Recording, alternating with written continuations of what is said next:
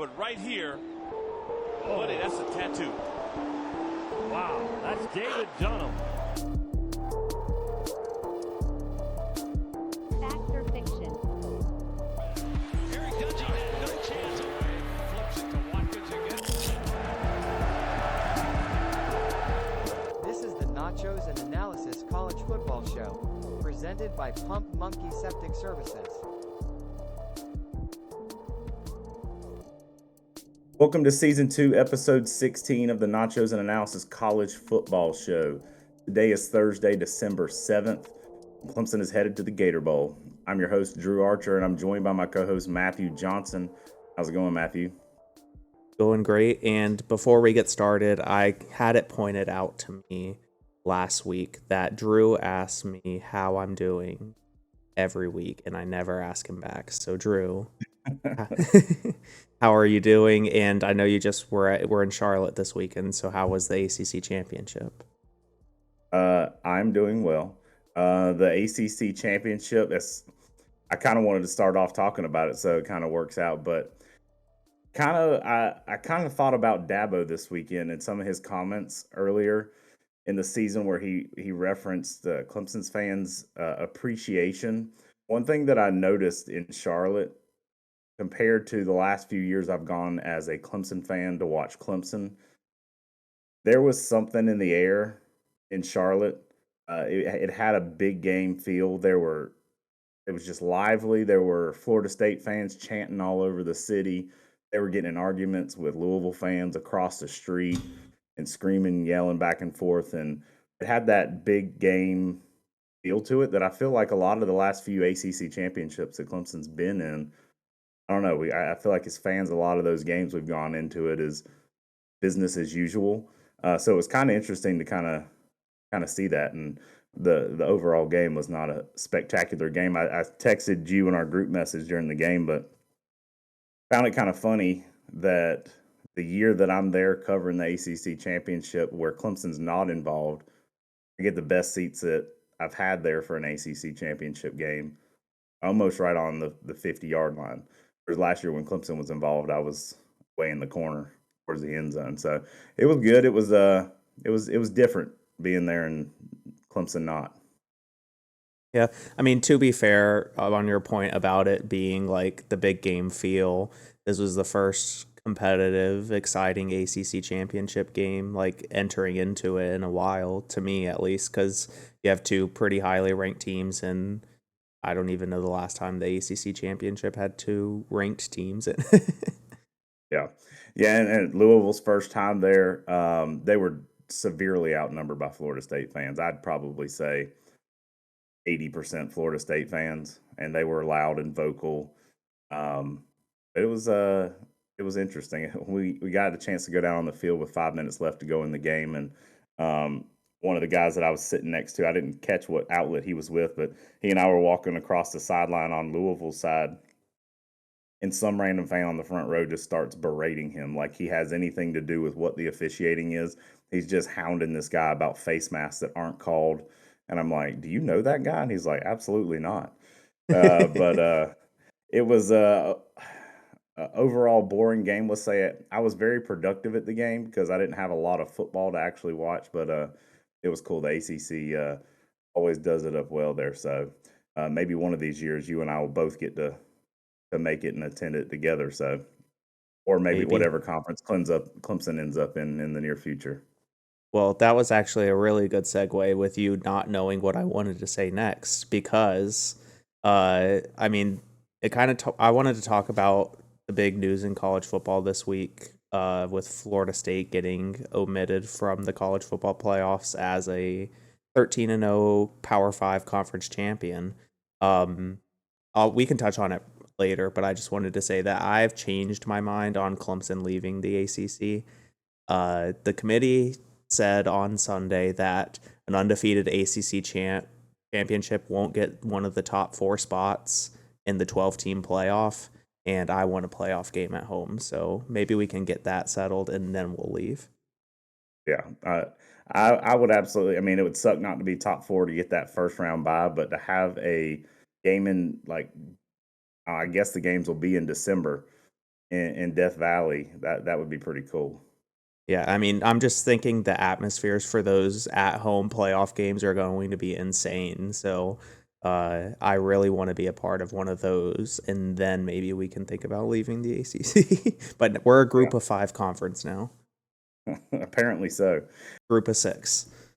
One other thing before we get into today's topics, I did want to show you this and shout out the people that watch on YouTube. If you don't watch on YouTube, you should. Let's show Matthew something here right now. Something just came in the mail. Oh, let's go. That looks good. Oh, yeah. So shout out to everyone that purchased Nachos and Analysis officially released its first bit of merch about a week or so ago. And the shirts came in today. So, yeah, a good turnout, I'd say, for our first time selling something. But if you follow us on Twitter, you probably saw our Smoke 'em if you got 'em graphic that we put out for the victory versus South Carolina. We threw that on an orange T-shirt. So to our listeners, if you're interested in merch, more of that to come here in the future. But those of y'all that did purchase, your shirts will be in the mail tomorrow. All right, so let's hit some of the topics we're going to cover today. It has been a crazy week, really the crazy last few days in college football. We're going to discuss the conference championship weekend. The college football playoff released its final rankings of the season. The top 4 being Michigan, Washington, Texas, and Alabama. Florida State getting left out as an undefeated Power 5 conference champion. We'll discuss some of the New Year's Six bowls. Our Twitter poll of the week is, what does Florida State getting left out of the college football playoff mean to you? We'll break that down. Matthew and I will share some of our thoughts. We'll get some of the listeners' thoughts in on that. And as always, fact or fiction. We'll update the Pick'em contest. The Pick'em contest is dwindling down. We have the Army-Navy game this weekend, and then bowl season before we wrap that up. And then we'll briefly talk about Clemson's Gator Bowl matchup with Kentucky, cover a couple little things. We'll have a full Clemson-Kentucky Gator Bowl episode in a couple weeks. And then we'll just discuss some portal, NFL moves, and Clemson made some coaching hires this week. So big splash. Honestly, in the world of Clemson, not much has really gone wrong. It's been a lot of winning as of late. You can count these coaching hires as winning. Men's basketball team's doing well. In fact, Matthew and I are recording on Wednesday. They have a big matchup with undefeated South Carolina at home in Littlejohn tonight. So the only loss Clemson suffered here in the last few weeks was the women's soccer team falling to Florida State, unfortunately, in the Final Four. But a lot to cover, a lot going on in the world of college football. So to recap the weekend as far as championship games go, Oregon and Washington got the weekend kicked off. I noticed ESPN put a graphic out. This was the most watched conference championship game of the weekend. I think they got something like 9 million viewers. Washington won for the second time this season against Oregon, 34-31. Oklahoma State just gets trounced by Texas. Longhorns win 49-21. Georgia, after 29 consecutive victories, falls to Alabama, which was the first domino in a lot of chaos this weekend as far as college football goes. And then Michigan and Iowa. Michigan takes care of business 26-0. And then Florida State beats Louisville 16-6 with a third-string quarterback. So any thoughts on any of these games, Matthew? No, I was pretty busy this weekend. We had Friendsgiving, and we did like a Secret Santa this weekend in Atlanta. So Secret Santa in Atlanta. But so I didn't get to watch that much football. I was keeping up with scores and such, and there were a bunch of Georgia fans, so we watched a good bit of the Georgia game, but I couldn't tell you how it ended. But yeah, I think it's a good conference championship weekend. I'm glad Georgia lost. They didn't get to our record of 29 wins in a row before losing. Oh, they tied it. I thought they had just got to 20. I thought that they had 28 going into this. So they were trying to beat Clemson's record. Interesting. So at least they didn't beat that, and then it's fine. I mean, we'll talk more about Florida State in a minute. I think I think we'll have a good discussion about it because from what I've seen on our Twitter, it probably seems like two people are running it right now because I'm favoriting tweets about Florida State getting left out and Drew is favoriting tweets about why they deserve to. Yeah, it's been a big topic of discussion, and we can get into it here in a little bit. I do think had Florida State taken care of business and it not been such a rough looking game, like it looked like at one point neither team wanted or could complete a forward pass. So I think had they taken care of business and beat them like they should have or how they could have with Jordan Travis, they would have been in the college football playoff. But with Alabama knocking off the number 1 seed and Florida State for the second consecutive week not looking like they could beat a team with a pulse, I think that was a big part of it. So it was a big weekend, one of my favorite weekends so far of this season. But coming up, things to look forward to. You got number 1 Michigan versus number 4 Alabama in the Rose Bowl, and then number 2 Washington versus number 3 Texas in the Sugar Bowl. I will say, as much as I am upset about Florida State's omission from the playoffs, I am very happy with the matchups of this year's playoffs. I think it's going to be a very competitive and interesting playoffs this year. But I mean, obviously, still don't agree with the picks. Yeah, I think with the 4 teams you have here, I hadn't looked at the lines for these games, but probably both of these games are hard to pick. Yeah. Pretty good matchups here, and literally any 4 of these teams could win the national championship. Yeah, I mean, I'm especially looking at the Michigan-Alabama game. I've seen a lot of people saying Alabama is going to be able to knock Michigan off, but I think it's kind of shaping up to be Michigan's year. But I'd also love to see a Washington national championship and Penix get a Heisman. That would be a great combo to have, or at least for Washington to make the national championship and him win the Heisman, because I think they announced. Yeah, I think I'm going to be rooting for Washington in this year's playoff. I do think it would be absolutely hilarious if Michigan won, just with all the controversy surrounding that program right now, just the chaos and the uproar that would happen with I think it'd be funny. I think it'd be funny if Alabama wins, because Alabama was tied 3-3 at halftime with South Florida at one point this year, only won that game by a touchdown, and then they just looked bad against almost every lower level opponent they played in the first half of the season. It wasn't really until later in the year when they started catching a groove at all. Yeah, if you want to be mad about Alabama getting in, Florida State not, you can blame Auburn for that, for dropping just 8 in coverage and dropping 8 in coverage and letting a man get behind you to score the game-winning touchdown. So if you have a problem with Alabama, look to their little brother there in the state of Alabama at Auburn, because that's what set this whole thing up. So our New Year's 6 games, we got some good matchups. Starting with the Cotton Bowl, Missouri, Ohio State. Missouri having the best season they've had in a very long time. I don't think they stand a chance against Ohio State. Ole Miss, Penn State. That'll be interesting. Does Penn State continue the trend of dropping every big matchup that they participate in? But the most intriguing matchup of all the New Year's 6 games is the Orange Bowl with Georgia and Florida State, 2 teams that, I don't know if you saw the screen grab of the Orange Bowl Zoom meeting with Kirby Smart and Mike Norvell the other night, where they just both looked miserable and did not want to be in that Zoom meeting because neither one of them want to be playing in that game.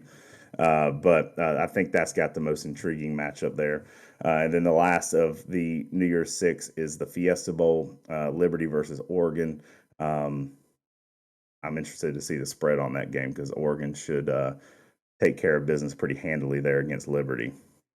Yeah, you mentioned that we got some good matchups in the New Year's 6 bowls, but I'm kind of disappointed in some of these matchups. Like Missouri, Ohio State might be a pretty good game. I don't know exactly how good Missouri is, but they, put up a decent record this year.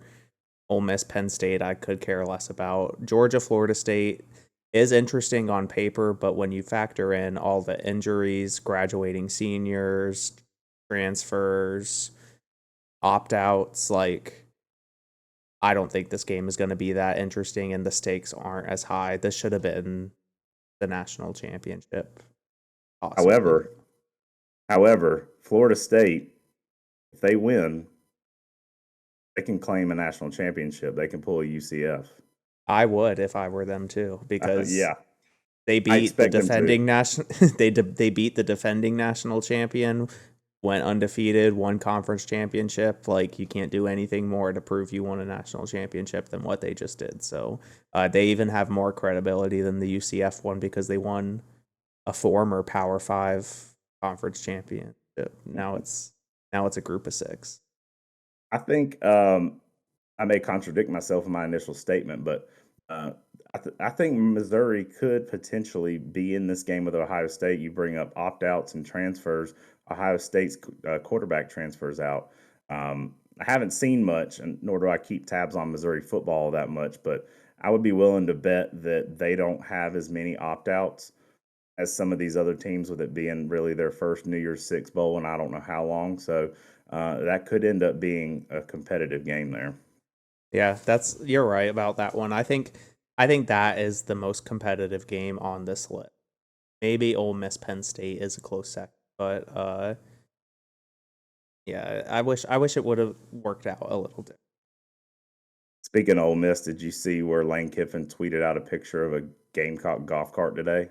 Yeah, I would, and it's funny. This is completely off topic, but you sent a tweet in our group message, about, it was like a joke that you had made previously about Clay Sweeney that the head coach is sleeping with his mom, but somebody made a similar reference to Mike Gundy's son, who just entered the transfer portal today from Oklahoma State. So but the reason why I brought that up is because you sent that tweet in the group message literally as I looked at it on the timeline, and then I looked at my messages and you sent it at right after I had read it. So that was kind of funny. But what did you even say that made me think?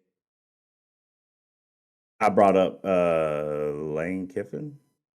Oh, the South Carolina golf Yeah. cart. Yeah, because I thought about the sleeping with their mother tweet because I saw this in the same Twitter session. Oh, gotcha. Yeah. I just scrolled past it a few minutes ago, so I don't know the context of it. Do you have any context of it? Some people are speculating on Twitter that he's in Columbia trying to recruit Juice Wells. Other than that, I don't really know. So, I mean, he's probably down there maybe trying to get a South Carolina transfer. I saw where, forgetting his first name, Anderson, the running back there that was chirping Clemson before the game a couple of weeks ago. He also entered the transfer portal today as well. So I guess he's recruiting. Yeah, as did whoever it was Juice Wells who was going after Andrew Makuba on Twitter a couple weeks even after the Clemson South Carolina game, just tweeting pictures from the 2021 or 2022 game against South Carolina, just talking trash to Andrew Makuba. Next year, neither of those two players are going to be on the teams that they were on, so it doesn't even matter. Why were you talking trash to each other? Yeah, I saw someone tweet today all this back and forth between Juice Wells and Makuba, and then they're more than likely both going to be playing on some Texas team together next year. Yeah, they're gonna be on the Longhorns together. I've been seeing a lot of we're just going off on a tangent, but I've been seeing a lot of Clemson fans accusing Texas of tampering with Andrew Makuba, and that being a part of his transfer. But I also would like to say that we have a lot of young talent in the secondary, and Andrew Makuba's role was only going to be increasingly limited. So I don't blame him for leaving. It does suck because he was a starter, but Andy's flirted with leaving in the past. The only problem that brings up is depth at those positions. Yeah, true. But I mean, in a day and age with the transfer portal and NIL, it's hard to recruit and keep depth on your roster for every position. Like, it's almost impossible at this point. You just have to be as good as you can be.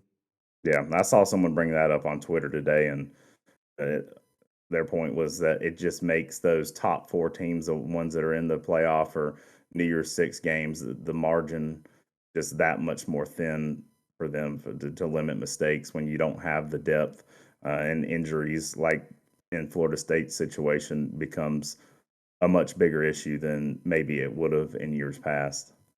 Yeah, I could definitely see that. But one issue you don't want to have is issues with your septic tank. And if you don't want to, give them a call. Give Pump Monkey a call because they'll take care of any septic issue that you have. They're owned and operated by Clemson alumni Alan Powell. They service the upstate. They do a lot of the jobs that a lot of these bigger septic services won't do, can't do, or too busy to do. And that's the genesis of Pump Monkey Septic Service. Alan Powell saw there was a need here in the upstate and is filling that need and doing well. So if you have an issue or want to get your septic tank checked out, give them a call at 864-710-2211. Again, 864-710-2211. When the dump's funky, call Pump Monkey.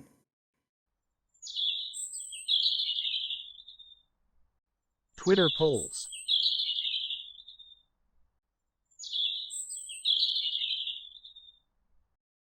All right, Twitter poll of the week. This is where Matthew and I guess, are going to spend our time talking about Florida State, if you are not already tired of it. But the poll this week, you can find it each week at Nachos_analysis. The question was, what does Florida State getting left out of the college football playoff mean to you? There were 4 options. The first one, I don't care. Second one, I feel for Florida State, but. Third option, they are one of the best teams. Then the final option was just the SEC, money symbol, and the ESPN effect. So before we reveal results, we'll get to a couple listener responses. ACC Jim says, glad they didn't make it in. Southern Rivals Football Show gets in and says, no doubt the ratings and revenue was probably the leading factor in those talks. Jay Markham says, means that the CFP got it right. And then Peter Marvin gets in and says, I see what the committee was doing. FSU with Rodemaker or QB3 would not make a great game, and they are looking for 3 great games, especially after Cincinnati or TCU. I don't like it for the players of FSU, but that's what they are thinking. Before we reveal the listener notes, Matthew, what's your thoughts on this? So I'm kind of voting for, I feel for FSU, but I also think they're deserving of being among the best. Because I've already mentioned it, this puts the ACC in the group of 5 convo now. We're no longer Power 5. I'm just thinking back to a time where, like 2016, we lost to Pitt, barely beat Troy. We were fully healthy for those games. If we were left out of the playoffs for those hiccups, then we wouldn't have won that national championship. And then 2018, Trevor goes down against Syracuse, and we're obviously not the same team. We are run heavy, just pounding the ball, trying to get every yard that we can. Just like FSU, we were a different team with the starting quarterback out. If we didn't, going into that 2018 playoff too, everyone thought Clemson was going to get boat race. Clemson was the team that was the fraud in that playoffs. And what if the committee had decided to leave out a 13-0 freshman quarterback-led team who came off the bench? He didn't start the season, if you remember. If the committee just decided that team couldn't compete and they never even got the chance to show it. So I think it's bad for college football when the committee tries to predict how the games are going to go, because it's not always going to go how you think it is. And obviously there's been blowouts in the playoffs before. Like, it happens every year. pretty much. I don't think there's been a year of the college football playoff where there hasn't been a blowout at any point in the playoffs. Like, I mean, people bring up the TCU note also about last year, but people forget that TCU won a playoff game last year, and it's not like the entire playoff field wasn't going to get blown out by Georgia that year. Georgia was just the best team last year. So I think it's bad for college football as a whole to leave out a 13-0 Power 5 conference champion. But, I mean, I understand the case, but I think it's bad to start trying to predict games before they happen, because otherwise we might as well not even play them.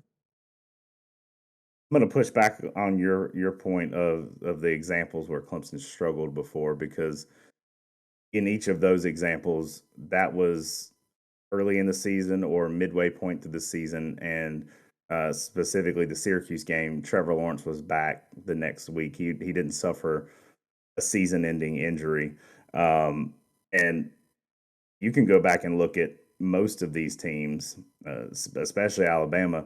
They've had those games throughout this season. The game you mentioned earlier in the episode. I think that, first of all, I also went with I feel for FSU, but as my response, because I feel bad for those players, because you checked the box, you did everything you were supposed to. You beat every team you faced. You won a conference championship. I'm honestly surprised that we've gotten, was it 8, 9, 10 years into this college football playoff format, and something like this has not happened yet. But the final year, it happens. I just don't. Florida State had a chance to prove themselves to whether they should be in the college football playoff the last 2 weeks, Florida and Louisville, and they have absolutely zero offense without Jordan Travis being in there. You can rely heavily on your defense like they did in the ACC championship, but against some of these teams that are in the playoff, the defense is not gonna keep you in the game for very long. So I think that the committee got it right. I was expecting Alabama to get left out from the time that I saw that game the other night. I told my parents this the next morning, and they kind of laughed at me. I'm like, watch. Alabama is going to get in, and Florida State's not. I feel for the Florida State players. I don't feel for the Florida State fans. That's our in-conference rival.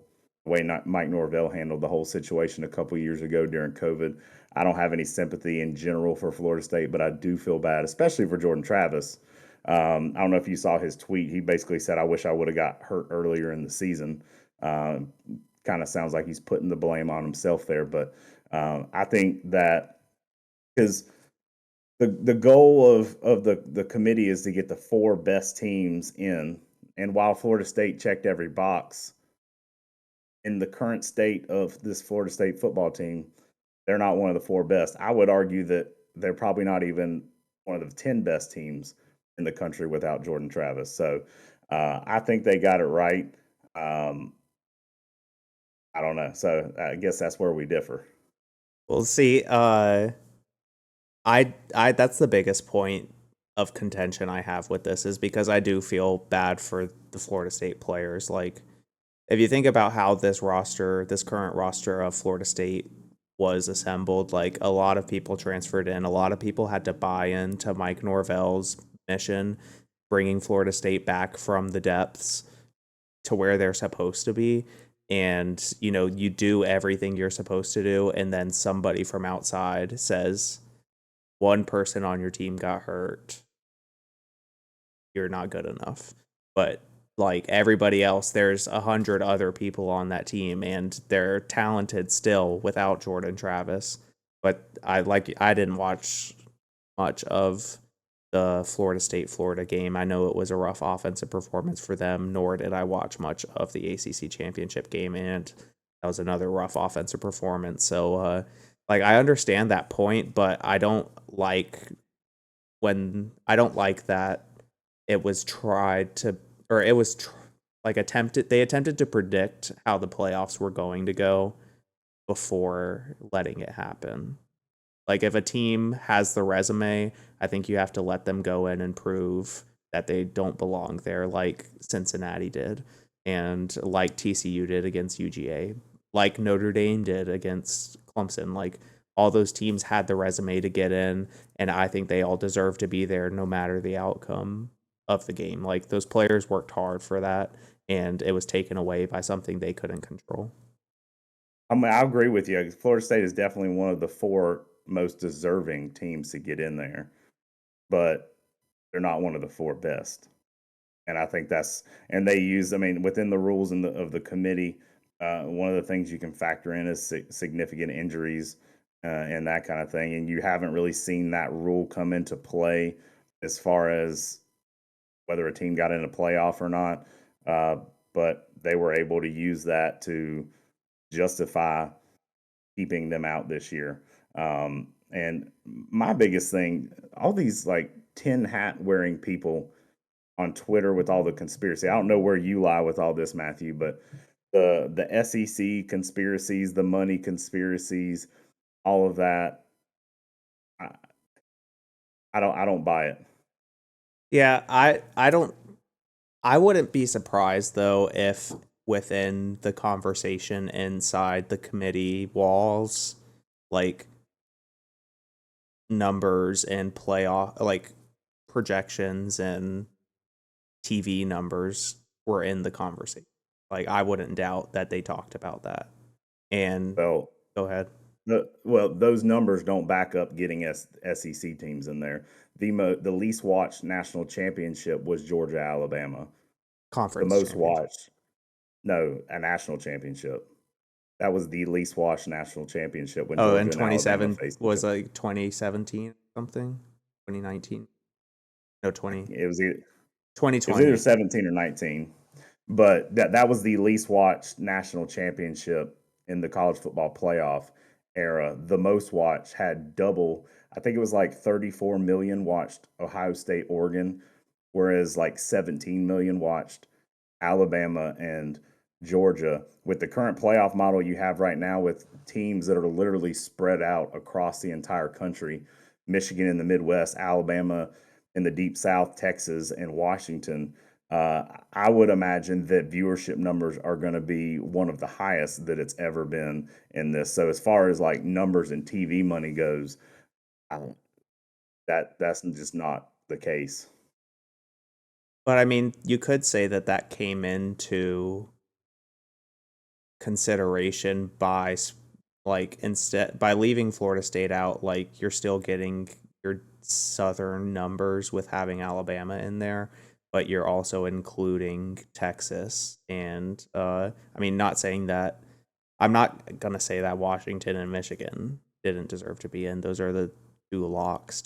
But I thought Florida State on Saturday night. I thought Florida State was a lock because I was sitting there talking with my Georgia friends, and like, I didn't see how they could leave Florida State out with what they did this season. So I mean, none of their wins are high quality necessarily. You got the Clemson win, which we didn't look great at that point in the season, but we looked great against them, and ended up becoming a better team later on. And then they have like a win against LSU, who was okay. I don't think like that's a super quality win. And then like Florida and Louisville, that makes a little more sense to me. But back to the TV number thing, yeah, I don't think it's like a whole conspiracy thing. Like, but the ESPN does have exclusive TV rights now with the SEC, so I think like they're going to try to promote that as much as possible, and leaving the SEC out of the playoff entirely was like never in the question. My thing is though, and obviously there's not minutes kept on these deliberations and meetings and that kind of stuff. I don't know how a playoff committee could even have that conversation when you're trying to decide that should not come into play, nor do I think it's coming into play. Like, you're trying to talk about a game occurring on a football field. Whoever the chair is, which I believe is the gentleman from NC State, but I just don't know how that conversation could happen in one of these group meetings and be a valid reason to discuss some of this stuff. I don't know. I think Florida State from viewership numbers would be better being in than Alabama. Going back to my comment about the ACC championship and how there was just a different vibe in the air with these teams that hadn't been there in a while. Alabama's been there, done that. Obviously, their fans are dedicated and are going to watch the national championship. But from a national perspective, I think that general football fans would much rather see Florida State in there. So I just don't see the benefit of having Alabama in there and that being the reason Alabama is in there. I think that Alabama is in there because they deserve to be in there. Yeah, the only thing that makes me not think Alabama deserves to be there is the loss to Texas. Like, we've already seen that matchup throughout the year, like during the season, and it did not go well for Alabama not even on a neutral site. Like, it was at home for Alabama. So like that's one big loss. Like, it was to a quality opponent, but they weren't even close in that game. And I don't know. I just don't know if I think their season resume matches with Florida State's. So like I said, I understand. I think the matchups made in this year's playoffs are maybe the best of the entire 4-team playoff, but I'm still upset mostly for the Florida State players, I guess, is where I'll stand. I agree with you about the Alabama strength of schedule and their resume and that kind of thing. However, I would like to get your thought on this. If Alabama beats Michigan and Texas beats Washington and they face each other in the national championship, who do you think is favored in that game? I think Texas goes in favored by Vegas, but it's going to be closer than the regular season because Alabama is in a completely different place than their team was back then. But I still think Texas will be favored because they've proved it on the field already. I don't know. I think Alabama would be favored in that scenario, and I don't know. I think that would be a interesting matchup to finish the season, especially the way I can't remember the spread, but I'm sure Alabama was favored in that regular season game, and then to lose at home by double digits to Texas, a rematch would be interesting. So, all right, let's look at the actual Twitter results. Again, thank you to everybody who got in and voted. So the votes went this way. The least voted on option with 2% of the vote is Florida State is one of the best teams. I agree. Florida State is not one of the best teams. Only 2% of the vote there. Third most votes was I don't care. You got a lot of people that are kind of indifferent. 14% of the vote there. I feel for FSU, but that was the vote that Matthew and I each had, 26%.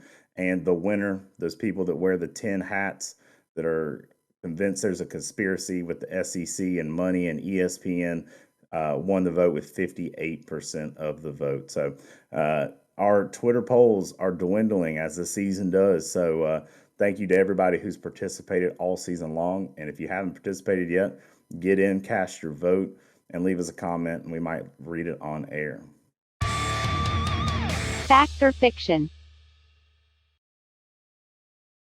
All right, fact or fiction? Bo Collins is the most impactful transfer thus far. I'm going to say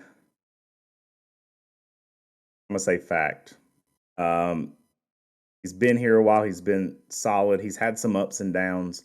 I think he's kind of filled a role at receiver at times when Clemson really needed somebody to fill a role. However, you do have some young emerging receivers stepping up, but of who we've seen so far, I'm going to say fact. Bo Collins is the most impactful transfer so far. I'm leaning towards fiction here. I'm leaning towards saying Makuba or the freshman edge. I'm not sure how to pronounce his name. I'm sorry. I believe it's David Ojigbe. Ojigbe is what I would guess, but I'm not sure, so I don't want to be wrong. But I think either of those two are the most impactful. Yet, like, I agree with your point. Bo Collins has been our go-to receiver for 3 years now, and he's been honestly the most consistent receiver, but he hasn't even been that consistent. So I'm leaning towards Makuba or the freshman edge because, I mean, we do have like people like what's his name, Khalil Barnes coming in to fill the role of Makuba. Like Makuba probably wasn't, his role was going to increasingly decrease, if that's even a thing. I didn't know much about this freshman edge, but losing a true freshman transfer is something that's a little more alarming nowadays than somebody who's played for you. And they're getting a big NIL offer, so that's probably wasn't factored into our roster management coming into the offseason. Does Bo Collins end up wherever DJ ends up? I kind of hope so, but I'm thinking it's more unlikely as time goes on, especially because DJ's most recent landing spot projection has him at Florida State. I don't know if you've seen that, but I did not see that. I'd like him to go to even Oregon would be cool to go play with his brother. I've heard a lot of Michigan State too, but that doesn't really make sense because I feel like DJ went to Oregon State to get closer to his family, so why would he move halfway back across the country? Yeah. The only reason that makes sense is because of his coach, but I don't know how likely that is. Florida State would be very interesting. It would be. It would be fun to play against DJ. Yeah, I would love to watch our defense against him. Fact or fiction, in the world of transfers and opt-outs, a bowl game is meaningless. I'm saying fiction again. I think bowl games are a really good experience for players, or like for the players on the team. And instead of looking at bowl games as, like cap offs of your current season, I think it's better nowadays to think about them in the terms of a preview of next season, because you'll have a bunch of opt-outs, a bunch of transfers. You're pretty much people playing in your bowl game is what your team is going to look like pretty much next year. You might have a couple stray seniors hanging around for one last ride, but most of the time, most of your production is going to be coming from those younger guys. I think it's a really good experience opportunity, and there's just a lot of fun things that happen bowl week for the players that I think players still care about bowl games. Maybe to fans, it doesn't mean it. I'm agree with you. I'm gonna say fiction as well. I don't think the game specifically matters. You'll hear Dabo Sweeney talk about how much it means, and it does to some people. But to your point, those 15 extra bowl practices mean something. Especially you talk about younger players getting some increased roles in these games. Clemson just hired 2 new position coaches. This gives them opportunity to get 15 practices under their belt with their unit and one game to work some kinks out and that kind of thing, to get some familiarity with each other. So I think that bowl games are really important, just not for the reasons that I think they were necessarily 15, 20 years ago when it was a big deal to go to the Gator Bowl. I think now the opportunities that it affords you is the benefit of making bowl games this day and age. Yeah, that's pretty much exactly what I think. Like, bowl games don't have the same importance as they did. Like, I remember even growing up in like the early 2000s of bowl games being a big deal, but as the playoff has expanded and NIL transfer, all that kind of comes into play, diminishes it a little bit for the fans. But I think if you change the perspective of thinking of it as a preview of next season and the outcome doesn't really matter, like it'll go on your last season's record, but it really doesn't matter in any context or for anything. So I think it's a really good opportunity. Yeah, and two, for the fans, it's a good opportunity. I mean, Yes. Clemson's got a great opportunity in this situation. You're going to Jacksonville playing a Friday game. Then on Sunday, the Jaguars are hosting the Panthers. You have a lot of crossover fans between Carolina and Clemson, and within the last few years with Trevor and Travis joining Jacksonville, you have a lot of Clemson fans that are Jaguars fans. So a lot of fans are going to be able to make a nice weekend out of this. So from a fan's perspective, I think bowl games are still cool. Selfishly, I wanted the Duke's Mayo Bowl so I could more realistically go. I know I asked you about going to Jacksonville, but I was actually looking at my schedule, and I'm like, I would basically have to drive to Jacksonville and back in a day to actually make that work, and I am not doing that. Yeah, my holiday schedule is way too busy right now to make that work, unfortunately, but it would be cool in the future of Nachos and Analysis to make that happen. So maybe it'll be to a playoff game. Yes. It will be a playoff game, but the playoff game will just be at home. Yeah. I keep waiting on Clemson to get a playoff game in Atlanta, but it never seems to work out in Clemson's favor there. So, all right, fact or fiction: Florida State being left out of the college football playoff speeds up their exit and affects their new destination.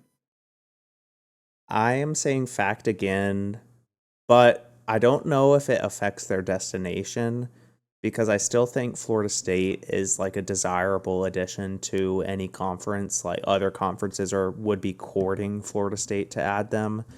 So I will say fact that it speeds up their ACC exit, because I'm sure they are looking for any opportunity that they can right now to GTFO, because obviously going undefeated in this conference isn't a guarantee to get into the playoffs.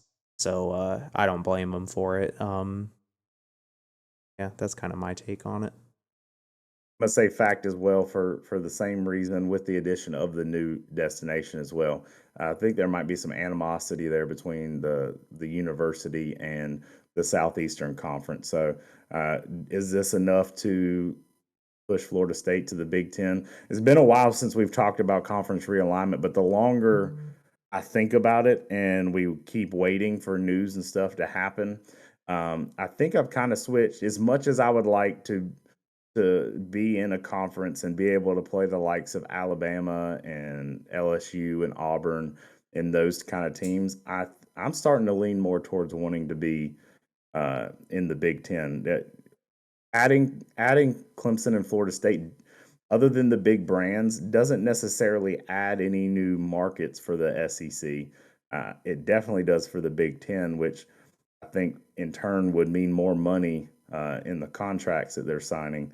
And as much as I don't get excited about Clemson, Rutgers, and football, I think basketball would be competitive. Clemson would definitely be very competitive in baseball. So I don't know. Also, I talked about the women's soccer team. I don't believe the SEC supports soccer. They may have women's soccer. I don't know. But I don't think they have men's soccer. So there's my conference realignment talk. I also wanted to point out that the last time that all of the powerhouses in the North teamed up against all of the powerhouses in the South, it didn't go very well, and it was for a horrible cause. So Clemson will be voluntarily going to the North. The only seceding I want to see going on is Clemson and Florida State seceding from the ACC. Yeah. And then something else I completely forgot about till someone brought it up at the ACC championship was the addition of SMU and Cal and Stanford next year. Like, someone brought up the fact this game's played in Charlotte. What if for some off reason Cal and Stanford make the ACC championship and you got teams flying across the country to represent the Atlantic Coast Conference in a conference championship game? This whole league is a mess, and I'm just ready to get out of it. Why do we call it the Atlantic Coast Conference if we have teams on the Pacific Coast in our conference? It needs to change to just like the American Coastal Conference. I'm down with that, and you can keep your same logo, your same acronym there. You don't have to do too much to rebrand. Weekly picks. All right, let's review Week 13, the championship weekend edition of the Pick'em contest. Matthew earns 2 points, which moves him to 26 total points on the season. I got 3 games right, which add to my total of 35 on the season. I don't know if you noticed this, Matthew. I did go back and look at our college football playoff preseason picks. Had Georgia not lost, you would have gotten a point there. You had them winning the national championship. So I only got 1 point. The only pick that I had correct for my preseason of the college football playoff was Michigan. They're still in it, and I have them winning it. So I can't remember what we said, how many points we would give if you guessed the correct national champion. But so that moves my total from 35 to 36 there. So 10-point lead. Yeah, I think it's over. I think it's over for me, guys. I was holding on there at 9 for a while, and I was like, I couldn't move it to double digits. But I guess so. As you made it a fact or fiction a couple weeks ago, I did not follow up, or I did follow up, but have heard no response from what we were initially planning to do. So maybe we'll give ourselves some homework and definitely pick a punishment, I guess, for next week, unless there's one of the ones we've talked about before that you prefer. I mean, I was ready to put out a PSA to any tattoo artists that listen to us to start getting a design ready for me, but I know a guy. I'm fine with that. I think it'd be funny enough to where I do it anyway. But I also would prefer a non-life changing thing. But then again, if we do the tattoo this year and then I win next year, we have to keep upping the stakes. So it's just gonna get crazier. I don't want that. You can go with a more milder punishment. Maybe we can just do the challenge, but without the sponsorship. Okay. Maybe we'll do one last hoorah reaching out, because they hadn't been very responsive. So maybe I can reach out to a couple other places and maybe we can work. I saw the owner of this place that we're talking about in Publix last week, and I was like, I really should have gone up to him and been, hey, I'm this, and I do stuff with Nachos and Analysis, and we're really trying to get a sponsorship. Yeah. So if that's what you want to do, maybe that'll be my homework this week. I'll try to nail down a location, maybe get a little sponsorship for it secured, and that'll be a little different because I think you were out of town. You weren't able to come to the Clemson, South Carolina game last year where I did my punishment, but yeah, I will make sure I'm there when you do yours, so we can make some content out of it. Okay. Yeah, like I said, I've started coming to terms with the tattoo punishment since halfway through the season at this point. So I think I'm mentally prepared for it if it comes to that. I think if we don't get a response from the sponsorship, I might go with the tattoo, but those are my top 2 options. All right. Maybe, hopefully, we'll have an update next week. I got some work cut out for me as far as that goes. But so 2 points from the week for Matthew, 3 for myself. Totals as it sits now, Matthew 26. This week, only one game to pick, and that's the Army-Navy game. So instead of doing, obviously, a favorite, an underdog, an over, and an under, Matthew and I will give out, or we'll either pick the favorite or the underdog, and we'll either pick the over and the under in this scenario. So, Matthew, favorite or underdog in this matchup? After much deliberation in my own head, I am going with the favorite. I'm going Army 2.5. Just neither of these teams are very good, but I'm thinking Army's going to be able to pull it off. I could honestly see Navy blowing them out, though, so no confidence here. Yeah, I really don't have much confidence in this game. I, too, am going Army minus 2.5, if I can figure out how to unhighlight this. But, yeah, so both going with Army as the favorite in this game. What about over-under? I would like to go over 28 here. 28 is really low, is what I saw the line at least. So I'm sticking over. I know it's going to hit the under, but I'm just going to call over. All right. I also took the over. If you want to adjust it, you can. I got it earlier in the week at 27.5. Are you fine with me changing my picks completely and picking the under and Navy? So that way we can have the biggest point swing this week, and I could possibly make up some ground instead of it just being a stalemate. Yeah, that works. Okay, I'm happy to do that because I was torn between the Navy Army pick and I was torn between the over-under pick, honestly. So it kind of worked out for me that way. So I'll take the under 27.5 and Navy plus 2.5. Not confident that either of those are going to hit, but I'm also not confident that Drews are going to hit either. Well, the bright spot is one of these got to hit. So I hadn't watched a single Army or Navy game this year, but yeah, go Army beat Navy. All right, let's briefly kind of talk about Clemson's bowl matchup. The Tigers are in the TaxSlayer Gator Bowl Friday, December 29th at noon, and the opponent will be Kentucky, which will also be kind of interesting just with the saga that went down with Stoops to Texas A&M, and then no, he's not going to Texas A&M, and should be kind of interesting. The Wildcats are 7-5 on the season. Their SEC record is 3-5, so they are they've lost. All 5 of their losses have come in conference play.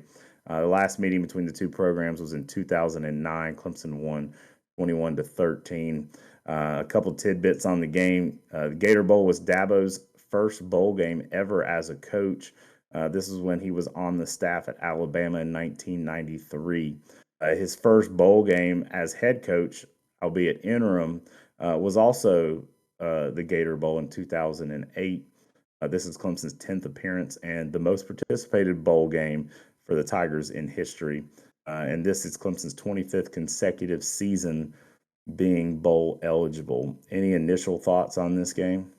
Well, on the point of kind of the historics of this game, with it being Dabo's first bowl game as a coach at Alabama and his first bowl game as a coach at Clemson, this is almost unrelated, but I believe we had John Blau, sports beat writer for Clemson, on last year, and he tweeted out that his first bowl game covering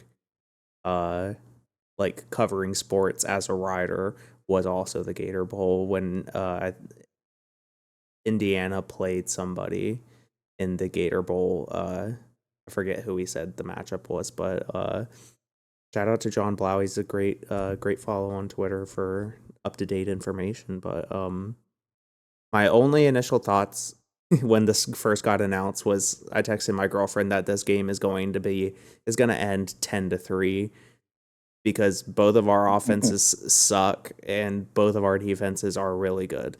So this is going to be almost exactly like the opening season game against Georgia. Was that last year where we lost 10-3? 2 years ago. 2 years ago, the only touchdown of that game was a defensive pick six.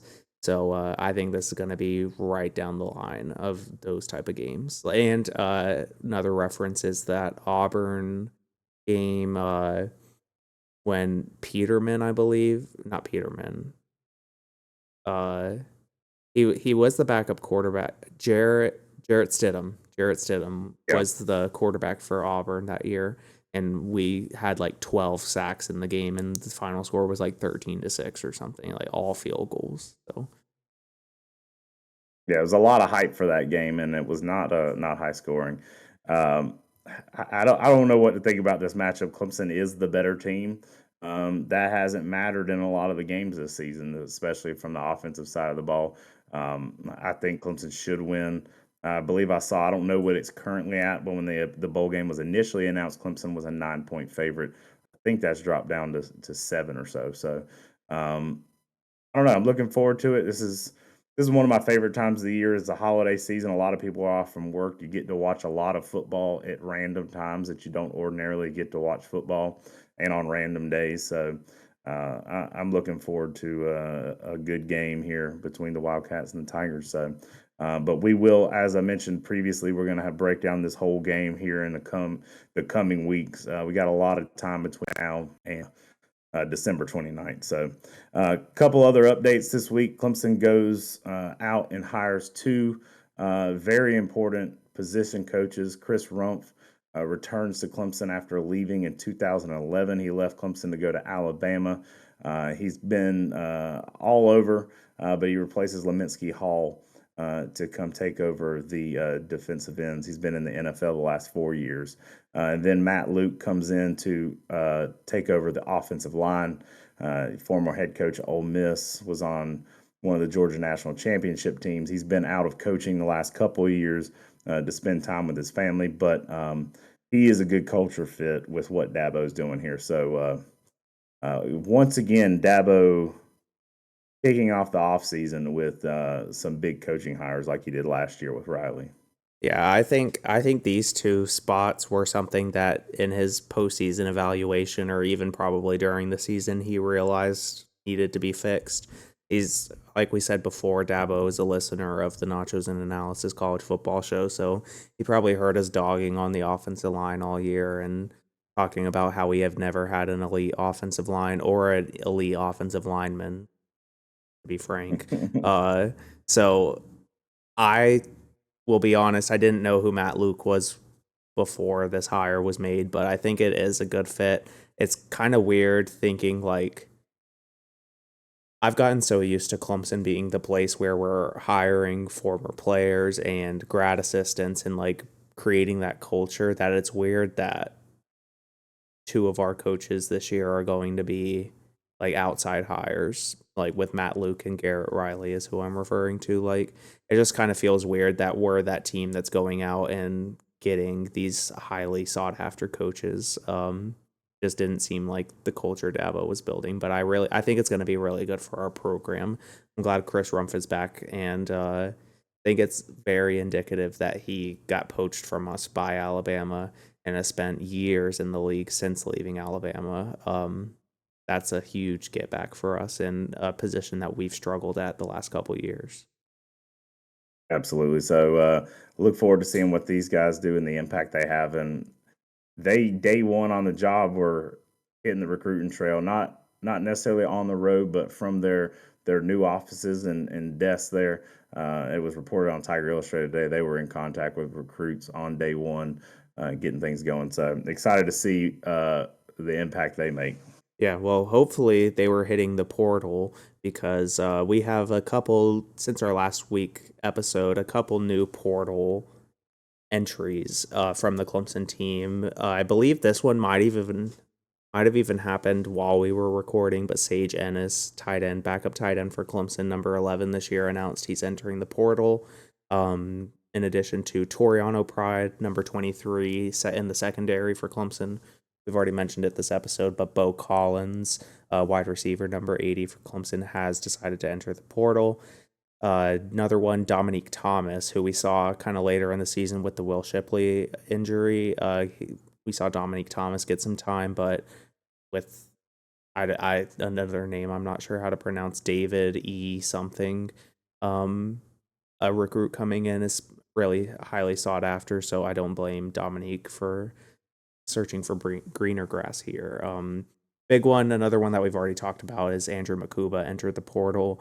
Reports on Twitter right now are at least suspecting he's going to be signed with Texas by the end of the week. So keep your eye out for that. It's going to be interesting to see where Makuba falls and who was tampering on our team during the season.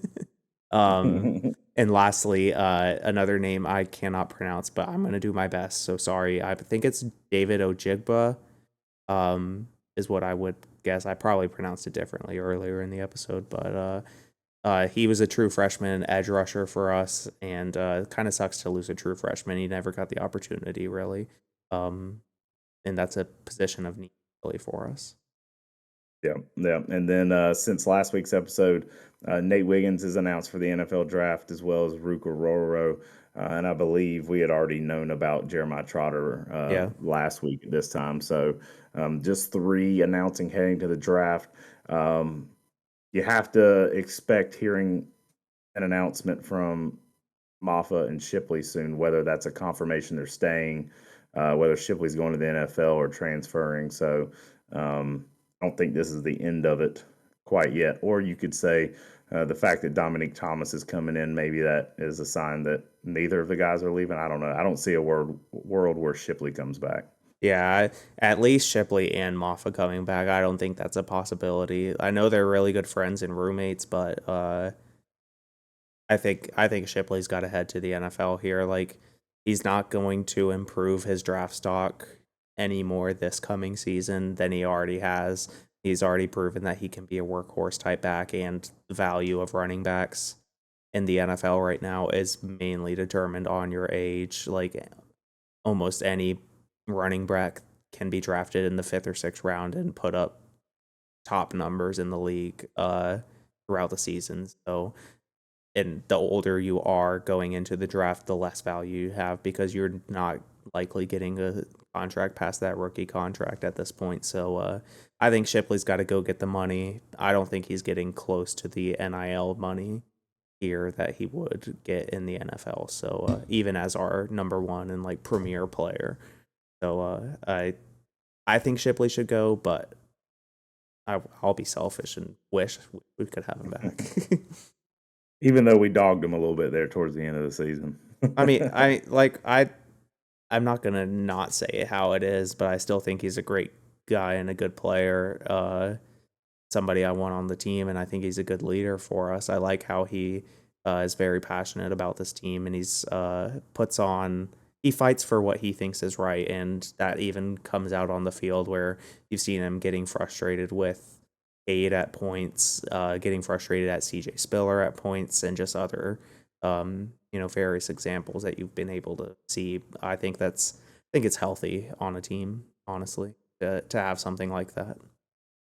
That's the thing that gets me. You referenced when he kind of was getting in Cade's face at one point this season. Like, as fans, y'all are sitting there in front of your TV dogging Cade all game long, but why is it? What's the deal if Shipley is also doing that in the heat of a moment in a game? He has an excuse, at least. He's in battle with this guy right now, and he's actually knows him.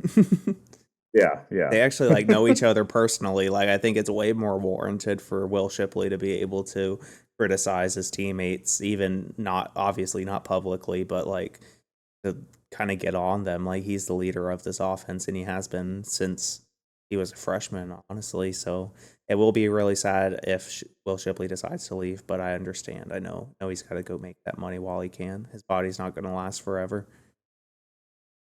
Yep. Well, no football to talk about. We have just the Army-Navy game, so nothing really, no real live football to talk about unless we want to talk about NFL next week. But did we determine, are we taking next week off?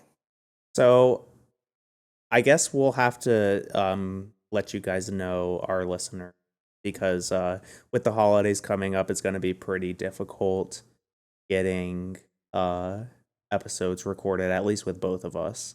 So there's going to be some changes coming up to the schedule at minimum, but hope you guys enjoy everything down the line for you, because we have some good ideas coming in to the end of the season and for next season.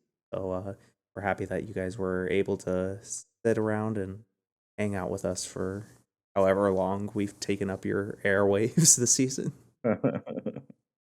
Yeah, and this is that time of year where I transition and start like looking ahead to baseball and softball. I was reading up on baseball stats and stuff today. I sent Matthew a tweet I was trying to formulate, and with all the numbers and acronyms and everything, I couldn't get a stat to make sense. But football season is coming to a close here in a few weeks.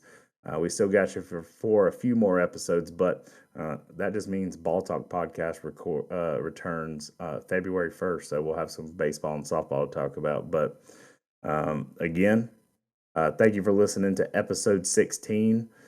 Be on the lookout for announcements of possible schedule changes. I think we can make it through with only having 1 week without recording. And there might be a week where it might just be one of us, but we'll take a deserved week off and enjoy the holiday season. Yeah, I think we deserve it after everything we've been through with this team this year. Yeah.